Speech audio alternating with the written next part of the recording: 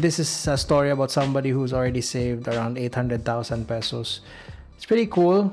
Um, it's just meant to kind of understand what's the person behind something like this, achieving something like this, no? So ito yung story niya.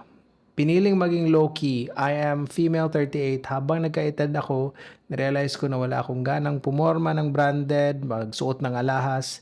Very rare din akong kumain sa mga resto at madalang na lang mag-travel once a year at local na lang. Mas ginusto kong pumirme sa bahay. Kumbaga nawala na yung cravings ko na yun dati. Ngayon, iba na ang cravings ko. Ang ma-reach ang million savings at magkaroon ng properties at iba't ibang investments. May mga gold din ako pero hindi ko sinusuot. Okay, so right off the bat, you can already tell she's somebody na hindi masyadong importante yung mga branded na items for her. Okay, so simple lang pumorma, di mo mapapansin agad.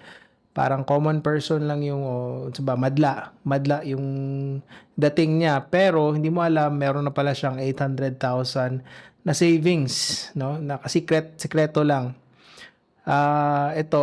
This is interface ito sa Maya ito. It's a savings account, a Maya savings account. And if you want to find out more about Maya, pwede nyo panoorin yung Maya versus GoTime ko na video where I talk about Maya and GoTime. Pero let's go back to this. Sabi niya, basta pag lumalabas ako, shorts and shirt tsaka tsinelas, okay na ako. Again, simple, dating. Yung wala na akong pakialam kung anong paningin sa akin ng iba. Ganun, no? Hindi na rin ako nagpo-post ng ganap ko, especially pagkain na travel kasi biglang may mag-message, kumusta mare, kumusta pare. Yung panininding ko talaga na mukhang duka ako para iwas sa palautang at nag-offer ng kung ano-ano. So far mukhang effective naman. Okay? It's the signals you send out to the world. If you signal something na okay, may kaya ako, mayaman ako, then some people might read that, especially it's easier to deal kung pero meron siguro talagang point na kailangan mo din mag-set ng boundaries. Yun lang naman yun boundaries. How you want to interact with people, how you want to show up, anong gusto mo ibigay. And this sounds like a person who's already kind of self-aware. Nasisiyan lang ako mag-check na lumalaki na pala savings ko at may isang The Millionaire Next Door. Tahimik lang, 'di ba? Aware naman ako na hindi ganun kalaki ang value ng 1 million sa ngayon. For me, actually, you are so way ahead of 95, 98% of the population. Sa ngayon, ang financially literate sa Philippines is around 2% only. So, kaya natin ito pinag-uusapan dito sa channel kasi gusto natin na palakihin pa yan na number.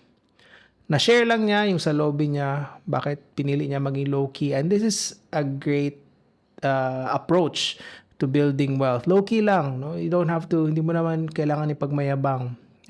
Kasi hindi rin yung nakakatulong sa'yo and sa mga tao around you unless gusto mo talaga tumulong in a more direct way, which tingnan natin dito.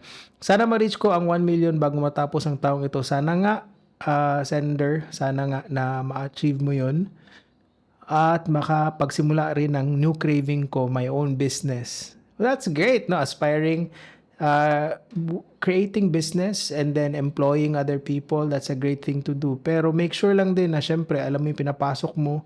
Some people I know naging successful sa business, start talaga sila sa mga successful na franchising systems. So, bale hindi na sila nag-start from scratch. They knew it. Pero ngayon sa panahon natin ngayon, merong help ng AI, pwede tayong matulungan sa mga kailangan natin malaman before going into business kasi sayang din naman yung na-save natin kung mahuhulog siya sa wala. We don't want that to happen to anyone, not to you. Pero syempre kung hindi maganda yung business, like mga illegal at nakakasira ng mga ibang tao, for me, one of that is, ang ayoko talaga is yung mga online gambling. Yan, that's one of the stance I will take in this channel. Hindi siya okay for me. Hindi siya nakakatulong because it doesn't really help you to develop some sort of skill that can help other people. So, but that's my opinion on that. So, yun.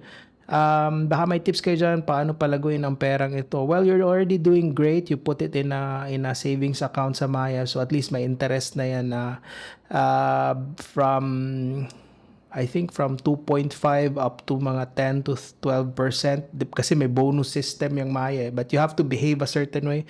Again, may review ako about it.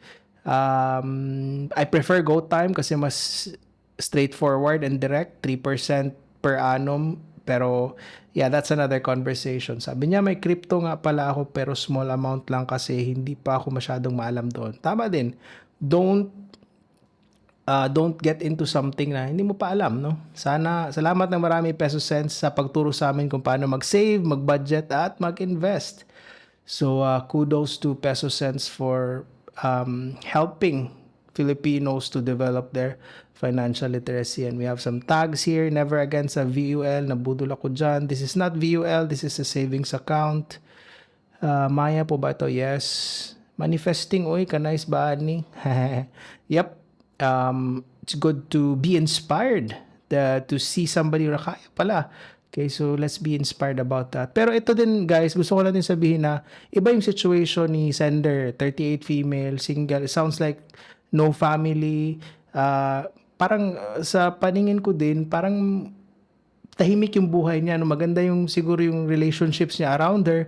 Hindi nang gugulo, ganun. So, the same couldn't be said for everyone, 'di ba? Merong iba sa atin na mahirap yung mga palibot natin.